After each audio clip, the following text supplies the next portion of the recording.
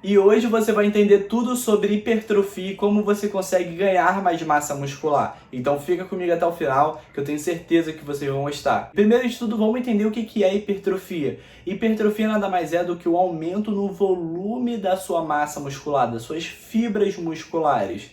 Dessa forma, o que a gente precisa entender? Quando a gente está fazendo um treinamento, a gente está provocando microlesões, onde essas microlesões vão precisar gerar uma adaptação. O seu corpo ele precisa se adaptar. Então essas microlesões vão fazer com que o seu corpo se adapte, se recupere e vão fazer com que essas fibras elas cresçam maiores do que antes elas estavam. E isso é o processo de hipertrofia. Você gera microlesões, se recupera e ela fica maior. Você vai lá, microlesiona novamente, se recupera, ela fica maior ainda. E assim de maneira progressiva para você ganhar cada vez mais massa muscular. E o primeiro fator é o fator mais importante que muitas pessoas negligenciam, que é justamente o treinamento. Você conseguir exercícios de alta intensidade e fazer uma boa variação é fundamental. Por isso que é importante demais você conversar com um profissional de educação física. E por que isso é importante? Porque ele vai entender justamente do seu corpo de maneira individual e de maneira do seu biotipo, onde ele vai fazer diversas periodizações, onde vai ter um momento onde você vai fazer um microciclo de choque, onde você vai ter uma carga muito grande e uma repetição menor. Onde em outro momento você vai fazer um exercício com mais volume, onde em outro momento você vai fazer exercícios com mais repetição e menos carga. Dessa maneira você vai fazer diversos estímulos onde fica difícil o seu corpo se acostumar e aí você vai conseguir cada vez mais hipertrofia. A gente tem uma curva decrescente, onde que no início você fazendo atividade física é muito fácil você ganhar massa muscular, onde você consegue ganhar massa muscular de uma maneira muito rápida e fácil. Só que conforme o tempo for passando, você vai ficando com 1 ano de treinamento, 2 anos, até 10 anos de treinamento, o seu ganho de massa muscular vai ser cada vez menor, porque você vai chegando cada vez mais no seu limite natural. Então isso acaba sendo natural do nosso corpo ter esse limite, para você não ficar com ganho completamente expressivo e suprafisiológico. Então dessa forma existe esse limitador. Então por isso que quanto mais o tempo for passando, mais você precisa refinar o seu treinamento e mais você precisa priorizar essas variações que são muito importantes. E o segundo fator é justamente a quantidade calórica que você consome. Então vamos supor que você esteja em déficit calórico, ou seja, você está consumindo menos calorias do que você gasta. Nesse cenário, é muito fácil do seu corpo utilizar não só gordura como fonte de energia, mas massa muscular também como fonte de energia. Sem mencionar que quando a gente fica em déficit calórico, a gente aumenta um hormônio que ele é catabólico, que a gente chama de cortisol. Esse cortisol ele tende a aumentar a quebra de tecido muscular. Por isso que você consumir mais calorias do que você gasta é importante, porque dessa maneira você diminui a produção de cortisol, além de você evitar com que o seu corpo acabe utilizando massa muscular como fonte de energia. Por isso que você acaba tendo uma hipertrofia muito mais expressiva quando você está em superávit calórico. Um superávit calórico de 300 a 500 calorias é importante, porque se você aumentar o consumo calórico de maneira indefinida, o que vai provocar é um aumento de gordura, principalmente uma gordura localizada nos flancos, localizada no seu abdômen, e isso vai fazendo com que você tenha maior facilidade de perder massa muscular, porque essa gordura tem um caráter mais inflamatório. Então isso é importante a gente dosar justamente a quantidade calórica e evitar oscilações muito grandes ao longo da semana. E o outro fator é justamente carboidrato. Mas espera aí, Eduardo, você está falando carboidrato e cadê a minha proteína, pô? Vamos falar da proteína, calma. O carboidrato ele é um ótimo anticatabólico, porque ele vai ajudar muito a diminuir a produção de cortisol. Sem contar que ele vai aumentar a quantidade de glicogênio muscular e hepático. E o que é isso? Esse glicogênio muscular e hepático ele vai servir como fonte de energia rápida no seu corpo. Dessa forma, vai fazer com que você tenha um ótimo desempenho ao longo do treinamento.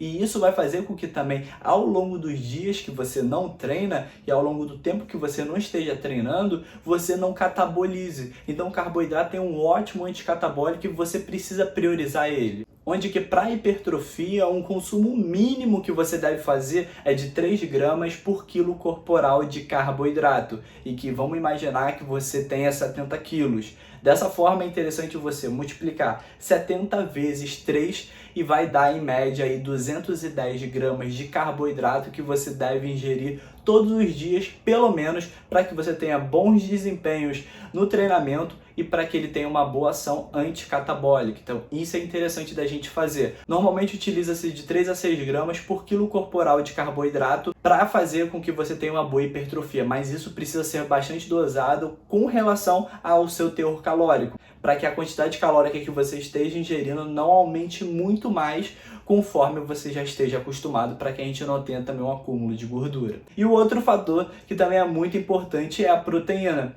E a proteína ela serve para justamente essa reconstrução muscular. Você teve o treinamento onde você conseguiu lesionar toda a sua musculatura. Então, para que você consiga ter a adaptação, essa recuperação, você precisa de quê? De nutriente. Principalmente proteína vai fazer com que isso aconteça. Então, o que a gente precisa priorizar? Um bom consumo proteico. Mas isso quer dizer, Eduardo, que quanto mais proteína, melhor? Na realidade, não. Na faixa média que a população ela deve ingerir é entre 1,6 a 2,2 gramas por quilo corporal de proteína. É interessante você consumir para que você tenha boa hipertrofia. Então, não é quanto mais proteína, melhor, porque a gente tem um limite de absorção. Então, não importa, às vezes você vai estar excedendo muito o seu consumo proteico e você vai estar, a maior parte dele, jogando fora. Então, você está jogando dinheiro fora, até porque proteína tem um custo muito mais alto do que quando a gente compara com carboidrato. E a multiplicação, ela deve ser feita da mesma maneira. Ou você pega 1,6 e multiplica pelo seu peso, ou você pega 1,8 gramas por quilo corporal e você multiplica pelo seu peso, que aí você vai saber em média quanto de proteína você tem que estar ingerindo. E vamos supor que o seu valor tenha dado 120 gramas de proteína. Isso não é uma relação positiva com 120 gramas de frango. Na realidade, 100 gramas de frango tem 30 gramas de proteína. Então isso é um fator importante da gente analisar, porque não é, eu tenho que consumir 200 gramas de proteína. Isso significa que eu tenho que consumir 200 gramas de frango? Não. 100 gramas de frango ou 100 gramas de carne tem em média 30 gramas de proteína, beleza? Isso é importante para que a gente consiga entender o quanto de proteína a gente tem que consumir, porque grande parte das vezes a gente superestima o quanto de proteína a gente consome. Ou seja, a gente acha que está consumindo muita proteína, sendo que na realidade a gente não está. Sendo que na realidade a gente só olha, só presta atenção no almoço e no jantar, que acabam sendo refeições onde a gente tem um alto consumo de proteína, mas acabam sendo apenas nesse momento. E que isso dá para puxar um gancho importante, que é o fracionamento alimentar. E o que isso significa? Significa que a gente tem um limite de absorção de proteína do nosso dia. Como eu falei com vocês, que quanto mais proteína, isso não significa que vai ser melhor para a hipertrofia, mas também da mesma maneira, quanto mais proteína em uma refeição, isso não significa também mais hipertrofia. Então a gente precisa priorizar um bom fracionamento alimentar, onde que você fazer entre 4 a 6 refeições por dia é um ambiente excelente para que você consiga ter uma boa divisão de proteína, logo você consiga ter boa hipertrofia. Ou seja, se você quiser hipertrofia e você está fazendo, por exemplo, jejum, não é o melhor caminho, na realidade é o pior caminho que você esteja fazendo, mesmo você estando em superávit calórico, porque você está consumindo muita proteína em poucas refeições. Vamos supor que você tenha que bater 120 gramas de proteína, e aí você faz 2 refeições por dia, ou seja, cada refeição você vai lá e consome 60 gramas de proteína, ou seja, em 2 refeições, cada refeição você consome 60 gramas de proteína.